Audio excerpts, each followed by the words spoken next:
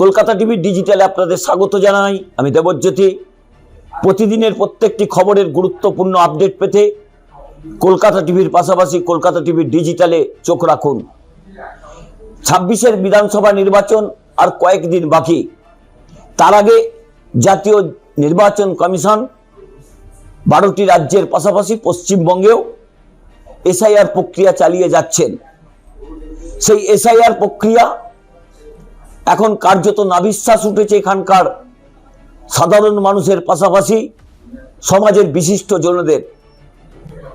ইতিমধ্যেই তারা নোবেল পুরস্কার জয়ী অমর্ত্য সেনকে নোটিশ পাঠিয়েছেন, মোহাম্মদ শামিকে নোটিশ পাঠিয়েছেন, লক্ষ্মীরতন শুক্লা ভারতীয় ক্রিকেটার বাংলা দলের কোচ তাকে নোটিশ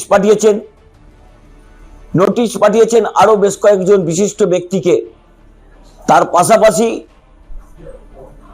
তারা টুটু বসু এবং তার পুত্র সিঞ্জয় বসু সহ তার গোটা পরিবারকেই নোটিশ পাঠিয়েছেন।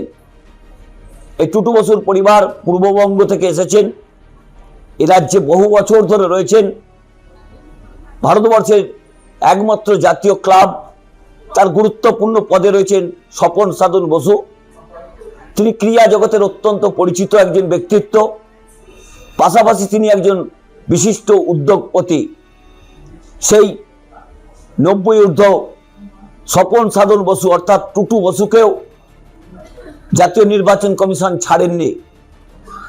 কারণ জাতীয় নির্বাচন কমিশনার জ্ঞানেশ কুমার তিনি যে প্রক্রিয়ায় এসআইআর করছেন তা অপরিকল্পিত। রাজ্যের মুখ্যমন্ত্রী মমতা বন্দ্যোপাধ্যায় 5টি চিঠি দিয়েছেন জাতীয় নির্বাচন কমিশন এই জ্ঞানেশ গুপ্তাকে। একটি প্রশ্নের উত্তর মমতা বন্দ্যোপাধ্যায় পেয়েছেন কিনা জানা নেই, তবে যে প্রশ্নগুলো মমতা বন্দ্যোপাধ্যায় করেছেন সেগুলো অত্যন্ত বর্তমান পরিস্থিতিতে প্রাসঙ্গিক। সেখানে যেভাবে বিশিষ্ট জনেদের সমাজের অত্যন্ত পরিচিত নক্ষত্র তাদেরও ডাকা হচ্ছে এসআইআর প্রক্রিয়াতে। এই স্বপন সাধন বসু টুটু বসু তিনি বয়সের ভারে নুজ্জ, তিনি কিভাবে এই এসআইআর নোটিশে সাড়া দেন তার দিকেই রাজনৈতিক মহল যেমন তাকিয়ে রয়েছে, তেমনি কিন্তু তৃণমূল কংগ্রেসের পক্ষ থেকেও বিষয়টিকে তারা সামনে এনেছেন।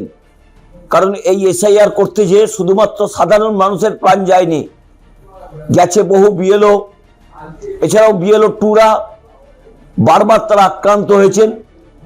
কিন্তু নির্বাচন বড়ই বালাই, কারণ গণতন্ত্রের মাপকাঠি হচ্ছে নির্বাচন। সেই নির্বাচন প্রক্রিয়ায় অংশগ্রহণ করছেন বিভিন্ন রাজনৈতিক দল।